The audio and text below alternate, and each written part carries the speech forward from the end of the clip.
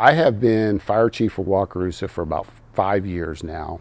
This is my 24th year in the fire service, and I can say I've never experienced anything of that scale in my entire career. The night of the tornado on May 28th, we were in the middle of a township directors meeting here at the fire station. And we saw the clouds rolling in. We knew severe weather was coming, but we weren't sure, exactly the events that were getting ready to unfold. So as we're sitting there, our station alerting system activated, which said that we had a call, and it was for a motor vehicle accident with 12 people, 2 vans. And then shortly after that, we got another call for service.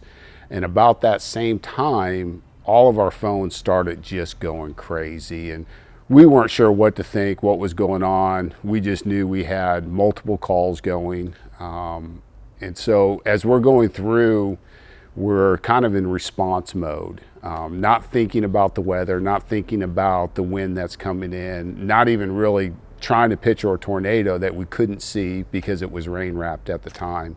So as all these calls were coming in, I broke off from them, and I got to an intersection and it was littered with debris, and it was impassable. So that was a time that I had a chance to kind of stop and look across, and all the trees were damaged, homes were damaged, and it was just south of the station here.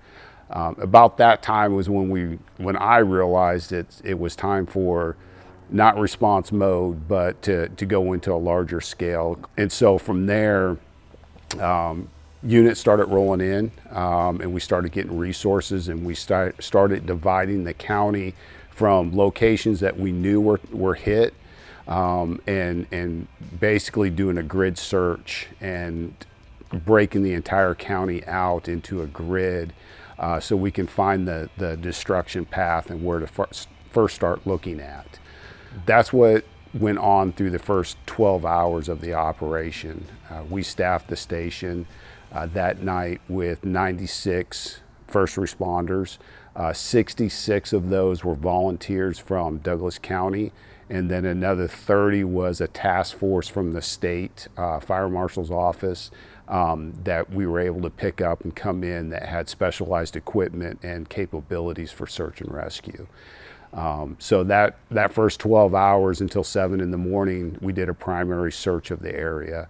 At 7 in the morning, we started back with a second operational period, and we did a secondary search of the area. And we were looking for life safety issues. Was anybody still trapped, hurt, areas that maybe we couldn't see in the dark?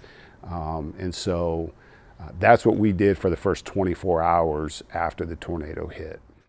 There was a lot of lessons learned from the event. One of the large things that is collaboration of efforts of services with other entities, whether it be law enforcement, fire, road and bridge.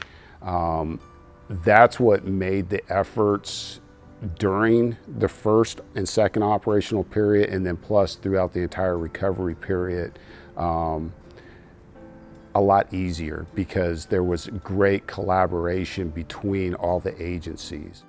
The next morning, after the first 12 hours, Cole Dack, who was in charge of the task force assigned from the state fire marshal's office, he came in and he came into the command center, and he said, "Hey, I've got great news for you, Chief." He goes, "Your community is already rebuilding." He goes, "We're out there and people are up, they're boarding up, they're tearing down, they're burning things. I mean, they're getting their trash, not just homes, but they were burning, getting their debris taken off and starting the whole rebuilding process." And that to me, was a silver lining, because the community was going to recover.